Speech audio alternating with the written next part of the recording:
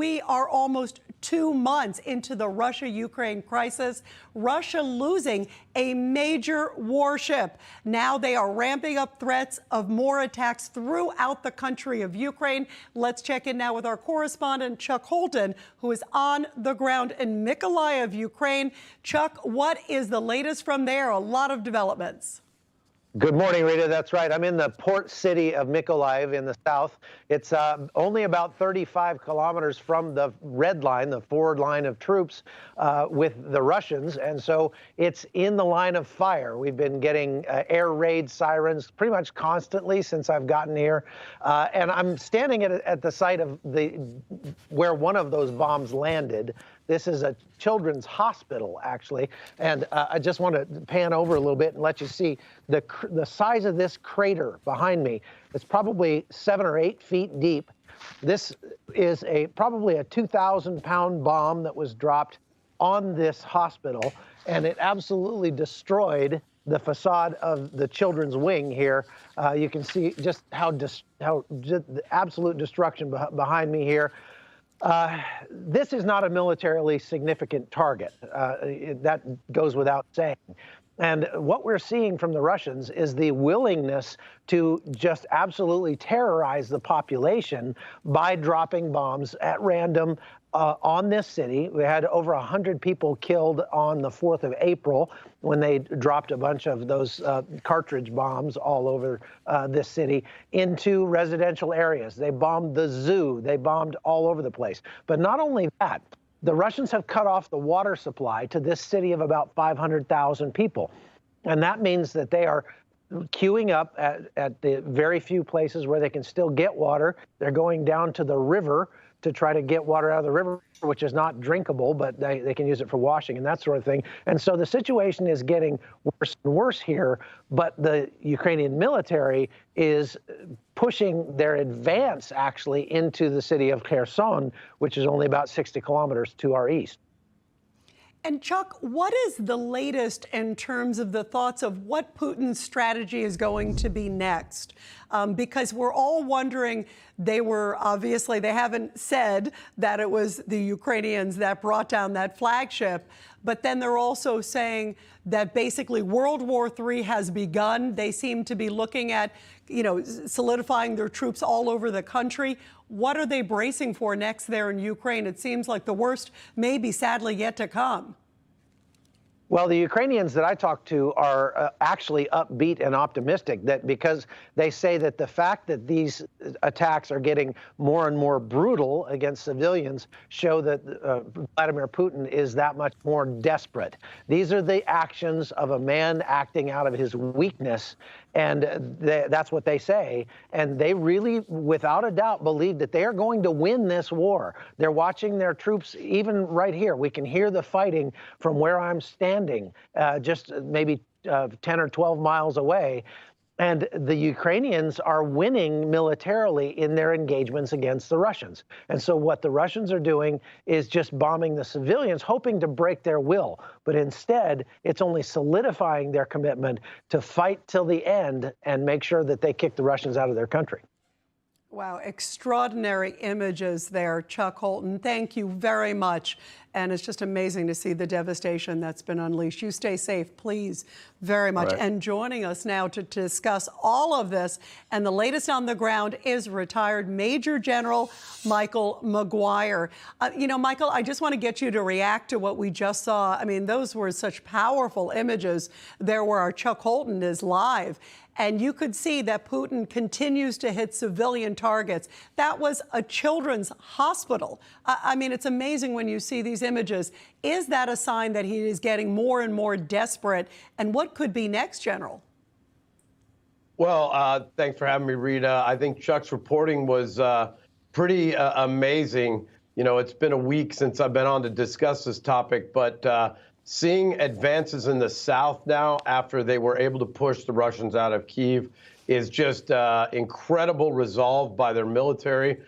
Even now, you're seeing indiscriminate bombing and long-range indirect fire, field artillery, and airstrikes with missiles. That's just great level of morale boost. And I think that the Ukrainians are prevailing, and we need to continue to give them assistance. Yeah, why are we still waiting on the MiGs, General? It's like they're begging for heavy machinery. That we're talking about the tanks, obviously the MiGs being the prime thing. What are we waiting for? Well, Rita, at the top of your show, you talked about this as the lead story, and then the challenges at home and abroad for Mr. Biden. The best thing we can do is let them come over to Poland, pick up that equipment at the border, pick up the aircraft and fly them into the country to be able to give them some defense. And the answer to your question about how we're going to turn this around in our country, as well as around the world, is great leadership. Zelensky is showing great resolve. Unfortunately, here in the U.S., Mr. Biden has been ambiguous at best, extremely weak at worst. It's not helping our standing on the world stage or domestically. You're seeing problems on the border still here in my home state in Arizona, and it's a leadership problem. This can be solved with great leadership. It always is. The people are showing great resolve in Ukraine. Yeah, it's extraordinary. And speaking of leadership, we saw Boris Johnson, of course, the UK Prime Minister was in there. Also, the President of Poland's been in there. We have not seen our president in there, but talk about the message it sends when these world leaders are coming in, many of them by train. It was extraordinary to see that they're meeting with him, and there is Zelensky just walking the streets of Kyiv. Yeah. Well, his actions are so valorous and make the people proud. On our front, this is why it's so critical that the U.S. lead. This is why I'm running for U.S. Senate. We need great leaders, Rita.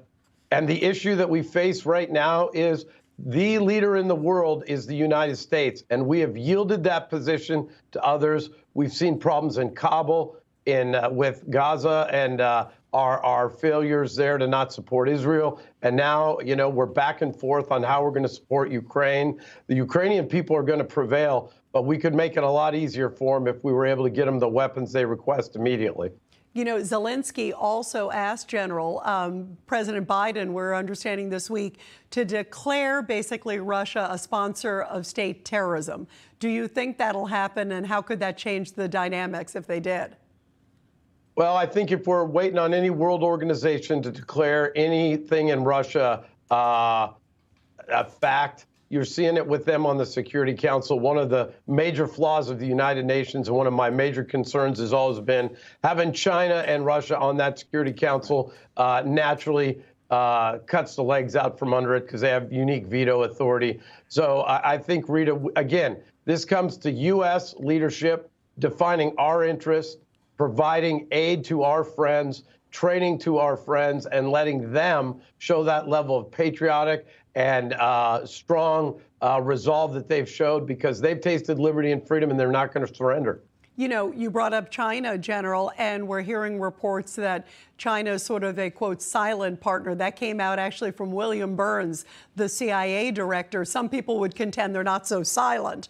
But that is a very troubling sign, because there were reports that China sent in some heavy weaponry into Serbia, which, of course, is not too far from Ukraine. So how do you read all this?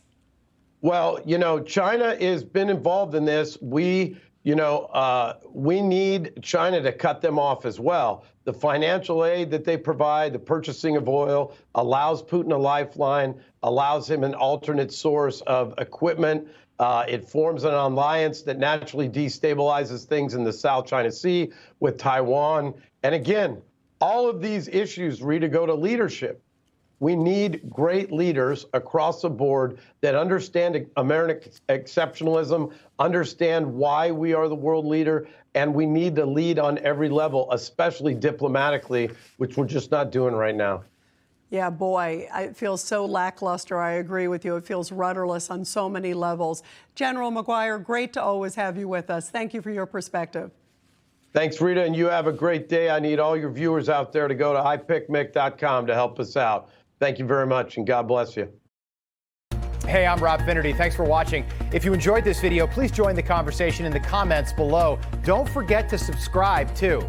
Hit the bell icon to be alerted to breaking news. And remember, there's a whole lot more on Newsmax TV, America's fastest growing cable news network. Newsmax TV, we're real news for real people.